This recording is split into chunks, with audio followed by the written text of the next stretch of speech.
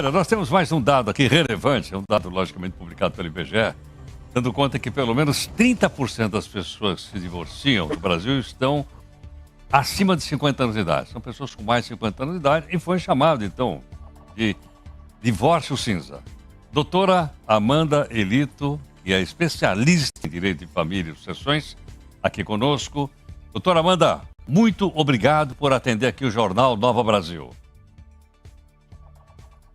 Bom dia, Heródoto, bom dia a todos. É um prazer falar com vocês. Doutora Amanda, os conflitos são maiores quando os casais se divorciam mais cedo ou já mais maduros, como é o caso aqui do chamado divórcio cinza? Veja, Heródoto, a lei não faz distinção jurídica nenhuma, tá? Entre o divórcio realizado pelas pessoas de 50 anos ou mais ou de pessoas mais jovens. A expressão divórcio cinza, muitas pessoas preferem falar divórcio prateado, que acham que é uma expressão mais bonita, enfim. Mas é uma expressão muito usada para falar de pessoas de 50 anos ou mais que vêm a se divorciar, né? Divórcios muitas vezes que tratam de questões delicadas em razão da situação mesmo das pessoas de 50 anos ou mais, no caso das mulheres, principalmente, tá? Que muitas vezes podem ter uma dependência financeira do seu marido, enfim, nessa dinâmica financeira familiar que aquela família estabeleceu, tá? Agora, doutora Amanda, é mais complicado já depois de tanto tempo de casamento, quando a gente pressupõe que o casal juntou uma certa quantidade de bens e na hora da divisão isso realmente pode ser mais difícil? A grande complicação, Heródoto, com relação a essas pessoas de 50 anos ou mais, é que elas já estabeleceram uma dinâmica familiar financeira no sentido daquela família muito tradicional que todos nós conhecemos, né? Então é a família do pai e marido, provedor, que sai de casa para trabalhar, e enquanto a mulher deixa de se dedicar à sua vida profissional e sua formação profissional, muito mais do que a vida profissional financeira, sua formação profissional, para se dedicar à prole e aos filhos e aos cuidados domésticos, né? Nesse caso, muitas vezes, essa dinâmica perdura por décadas.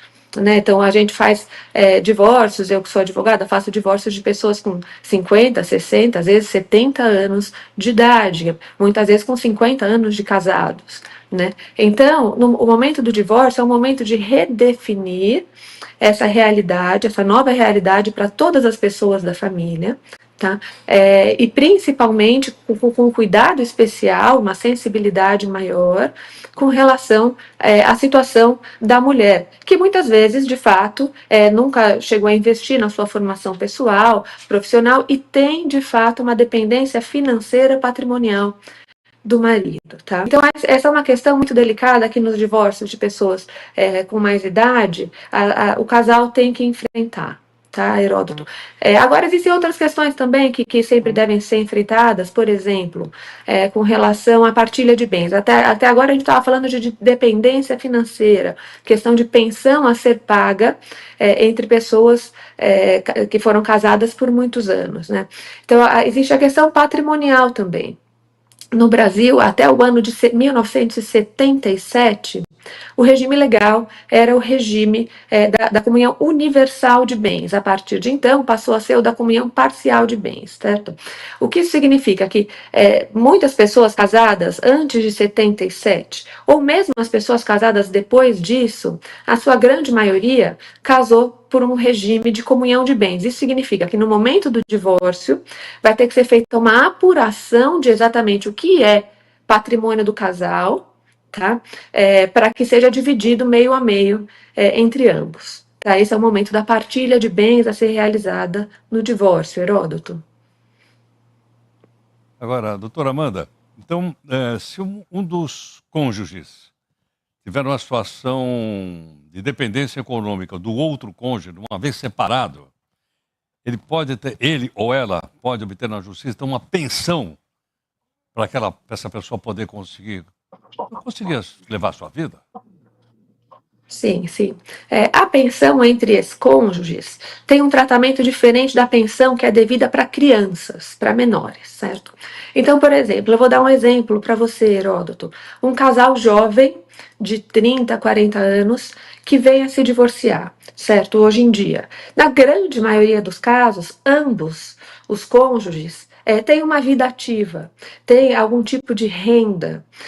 Eu não posso nem dizer independência financeira, porque cada casal tem a sua dinâmica e a sua realidade, tá? Mas é muito mais simples para essa mulher de 30, 30, 40 anos enxergar o seu futuro a partir do divórcio em termos financeiros. Muitas vezes é necessária uma transição, uma fase de transição para que essa pessoa, essa mulher, muitas vezes a mulher, no caso de divórcios, de pessoas mais novas, inclusive, é muito mais fácil para essa pessoa enxergar o seu futuro, ainda que ela tenha uma pensão provisória. A gente vê juízes fixando, muitas vezes, pensões de 6 meses, 1 ano, 2 anos, para aquela mulher se adaptar à nova realidade dela. Agora, é muito mais difícil, e eu sei que para nós todos isso é mais fácil de enxergar, é muito mais difícil uma mulher de 50, 60 ou 70 anos que venha se divorciar e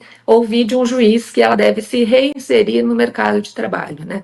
Muitas vezes essa mulher que nunca chegou efetivamente a trabalhar, muitas vezes nem estudar, casou muito cedo, abriu mão do seu investimento na sua formação pessoal e profissional. Então, nesses casos, muitos juízes sim acabam fixando uma pensão vitalícia para essa mulher que dificilmente vai conseguir se reinserir no mercado de trabalho, que é tão competitivo hoje em dia, para vir competir com pessoas, seja da mesma idade ou pessoas mais novas, que têm um histórico de formação e de experiência muito maior. Né? Então, a pensão fixada entre ex-cônjuges é muito mais comum em casos de divórcio de pessoas com mais idade, de 50 anos ou mais. Tá?